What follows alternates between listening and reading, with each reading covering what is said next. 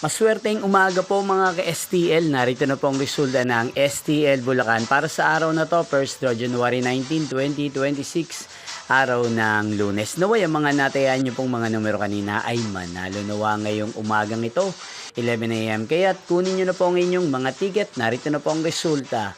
Ang mga numerong nanalo sa STL Bulacan ngayong umagang ito, January 19, 2026, 11 AM. First draw result, 11 at 13 in exact order. Again, 11 at 13.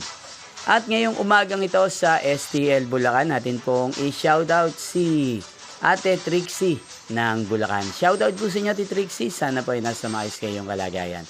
At sa lahat po ng mga taga Bulacan na lagi pong nanonood sa channel na to, shoutout po sa inyo. Inyo pong napanood ang resulta ng STL Bulacan. Magkita-kita pong muli tayo mamayang 4 PM. Thank you for watching.